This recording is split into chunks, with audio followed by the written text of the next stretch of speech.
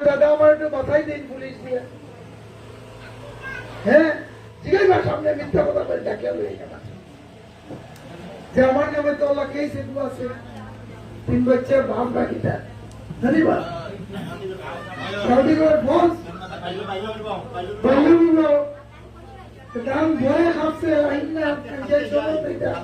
কালকে আগে মানুষ কি থাকতো না, তাই কংগ্রেসের লোকে গিয়ে ফিরিয়া জায়গাতে কোনো কিছু বুঝাবুঝি করিয়া উল্টাপাল্টা হওয়া যাবে হতো না।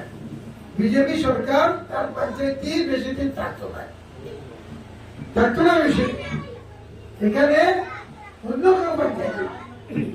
তো 2 নম্বরে মানুষ এটা সব কংগ্রেসের লোকে লিঙ্ক থাকে।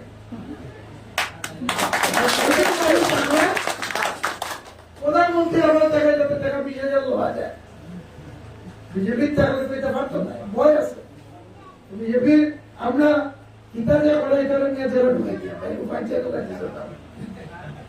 তো আমরা চাই স্বচ্ছ প্রশাসন, মানুষ যাতে এই সুনাই অঞ্চলে যাতে সরকারের সঙ্গী আপনারা রাখতে পারেন, তার জন্য কাজ করতে লাগবো। বুথের কারা কাজ করবো, বুথের যারা কার্যকর্তা তারা নিজের বুথটাকে রক্ষা করত, নিজের ভোট জিতাইবার লাগি আজকের এই মিটিং।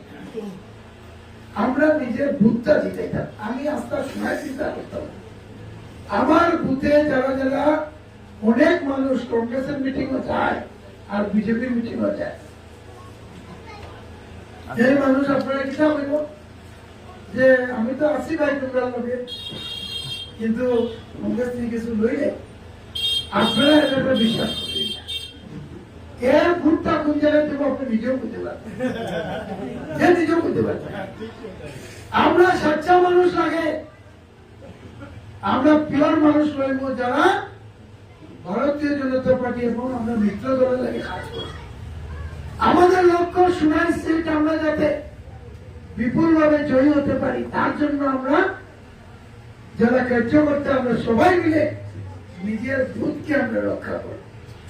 আমরা দেখবো যেখানে আমাদের ভুল ত্রুটি আছে ঠিক করে যাতে আমরা এই কংগ্রেসের মিথ্যা অপপ্রচার থেকে, এখানে যিনি প্রার্থী হয়েছেন কংগ্রেসের, যিনি কিছুদিন আগে বিজেপিতে ছিলেন আর এখন কংগ্রেসে এসে যা বিজেপির সরকারের টাকায় উনি বেতন গুনছেন মাসে, এখনো মাইনরিটি কমিশনের উনি চেয়ারম্যান আছে, যিনি বিজেপির টাকায় বাড়িতে ভাত খান সরকারের টাকায়। ওনার যদি লজ্জা থাকতো তাহলে এই পোস্টটা রিজাইন করা উচিত ছিল, এখন পর্যন্ত রিজাইন করেন। সরকারের পোস্ট দিয়ে বসে আছেন, উনি এসে বলছেন কংগ্রেস, উনি কতদিন কংগ্রেস থাকবেন এটাও সন্দেহ আছে, উনি কতদিন কংগ্রেস থাকবেন সেটাও সন্দেহ আছে। আমি আপনাদেরকে বলবো এবার অনেক কংগ্রেসের মানুষ যারা সুনাই মানুষ ওনাকে মেনে নিতে পারছে না, যে কেউ চাইছে না ওনাকে জিতানোর জন্য। আপনারা দেখতে পাচ্ছেন সুনাই মানুষ, আর উনি জিতবেন না এটা একদম 100% শিওর। এবার সুনাই থেকে এনডিএ প্রার্থী করিমউদ্দিন বরগুইয়ার জয়।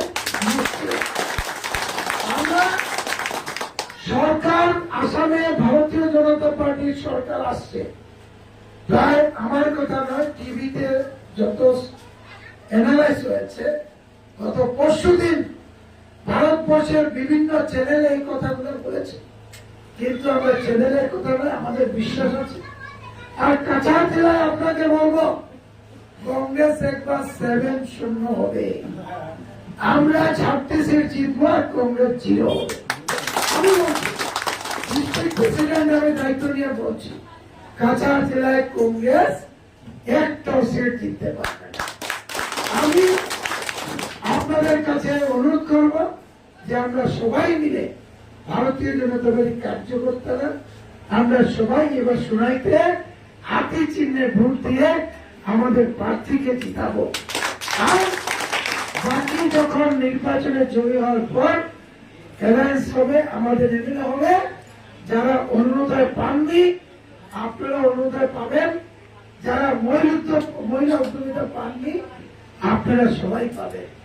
যদি অরুণয় দিতে হয়, ভারতীয় জনতা পার্টি বা এজিপি দিতে পারবে। কংগ্রেস কাউকে অরুণোদয় দেওয়ার জীবনে দেয়নি, আর ভবিষ্যতে দিতেও পারবে না, সেটা একদম পরিষ্কার করা। আমি আপনাদেরকে সবাইকে একযোগে বলবো যে আমরা আগামী 20টা দিন আমরা দিনে রাত্র নিজের বাড়ির কাজ একটু কম করে আমাদের একটা লক্ষ্য যে আমরা সোনাই থেকে আমাদের বিধায়ককে জিতাবো, তার জন্য একটু কাজ করব, সবাইকে বুঝাবো, ঘরে ঘরে যাব, প্রতিটা ঘর চিহ্নিত করব, প্রত্যেকের ঘরে গিয়ে অনুরোধ করবো, নমস্কার দেব, যাতে সবাই যাতে এক হয়ে যাতে আমরা এই জিপিতে, এই স্বাধীন বাজার জিপিতে যাতে আমরা লিড নিতে পারি, তার জন্য আমরা সবাই কাজ করব। সবাই সম্মত, সম্ভবত সবাই সবাই হাত তুলে আমরা করবো তো। এবার সিম্বল হাতি, হাতি দেখছি তো সবাই, সবাই আমরা হাতি চিহ্নের বলিটা ভুলে নাই, লোকসভা থেকে ভুলে, কিন্তু বিধানসভা সবাই নমস্কার জানাইয়া আমি ভোট সভাপতিতে অনুরোধ করবো যে এখন একটু নিজের এরিয়ার কাজ করে প্রতিটা বুথে আমাদের কার্যকর্তা দেখবো, আপনারা মিটিং করবো ইলেকশনে, যাতে আমরা 100% ভোট দিতে পারি, তার লক্ষ্যে আমরা কাজ করবো। সবাইকে নমস্কার, ধন্যবাদ। ভারত মাতা কি জয়।